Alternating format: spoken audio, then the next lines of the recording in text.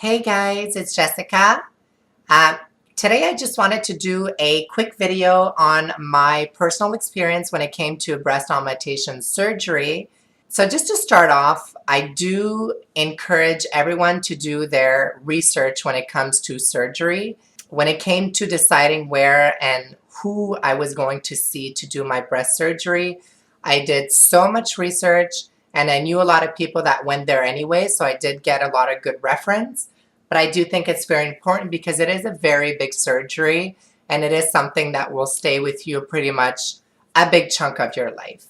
I actually live in Canada, and the funny thing is I went to Mexico to get my surgery done just because I heard that they were extremely good over there for doing it. When I landed in Mexico, what was very cool is that it is all inclusive. So I get the implant, the surgery, I get the food, and I also got to stay in a resort where only trans people stay.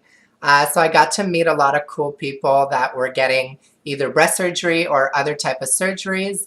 And it was nice to stay and recover somewhere where there was a lot of people like you and that were going through the same thing that you were going. So that was very cool. By the way, for those who want to know exactly where I went and the doctor that I went, I did put it in the description what hospital I went to and the doctor's name. So the day of the operation, before I went, consultation with the doctor, of course, and that's where I got to decide on how much cc's I wanted in the implant.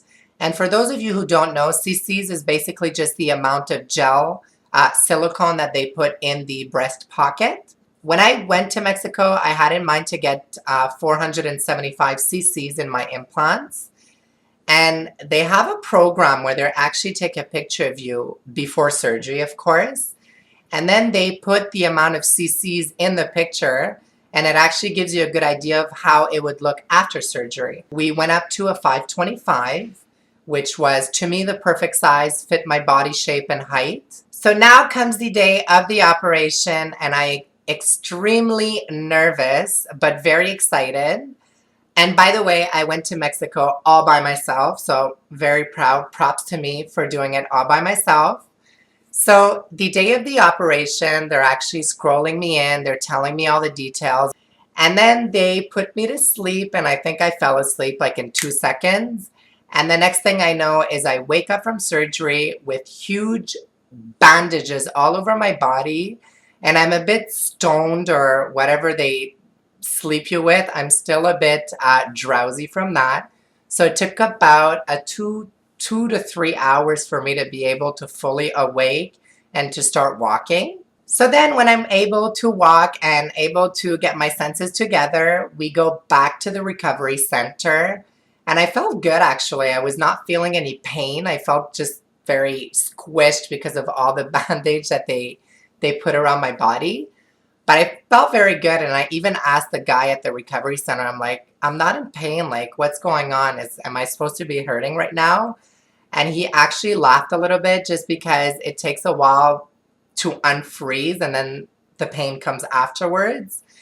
And by the way, for people that are not very good with pain, in Mexico, they do not give strong painkillers, so you are feeling the pain, let me just tell you that. So it took about 3 to 4 hours when I went to my room to feel the pain. And let me tell you, it hurts, okay? For those who have gotten the surgery, you know what I'm talking about.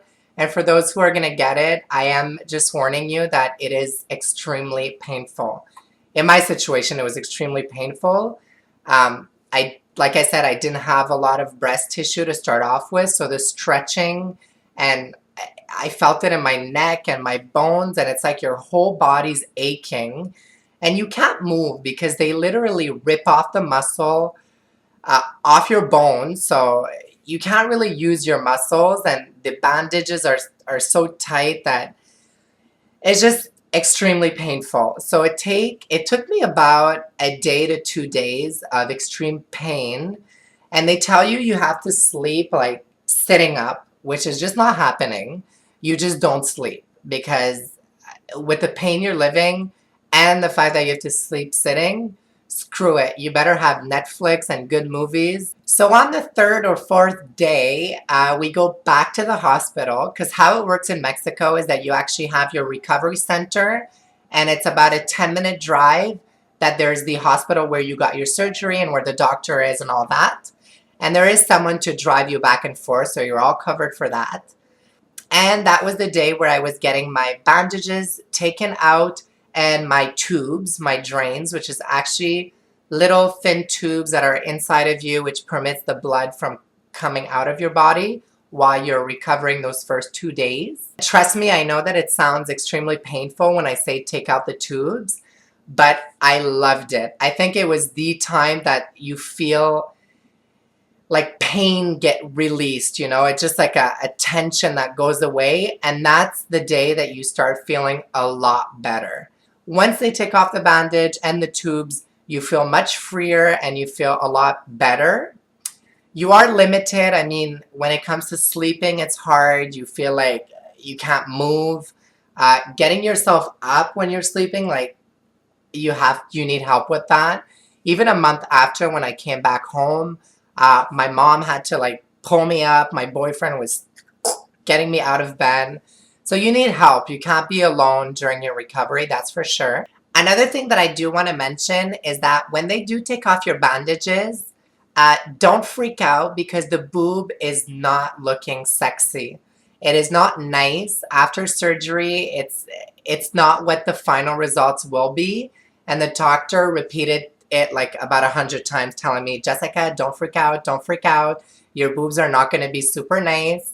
And I think that a lot of people do stress when you see your boobs after surgery. The shape is just not hot. It's hard. It's up in your neck. And it takes a while before the implant drops. It goes down. It becomes softer. And it takes its original shape. Because obviously it is a big surgery. You are stretching the body, ripping the muscle. So your body does react and it's swollen and it's hard. So just give it some time and the results will be fantastic. I do have the implant box here to show you guys if ever, just of the implants that I did receive. So $525, it's actually really weird to be holding the bag in which now the implants are in me, but this is the bag that it actually comes in. So it's $525. You see it, the size of the implant. And the type that I did get was the Natural Allergen implant, which, like I said, was like silicone. It's not water because there is like saline water, but I decided to go with silicone natural gels. So basically, that was my little video on my experience with breast augmentation surgeries. If ever you guys have any questions, don't hesitate to write it down below, and talk to you soon. Bye.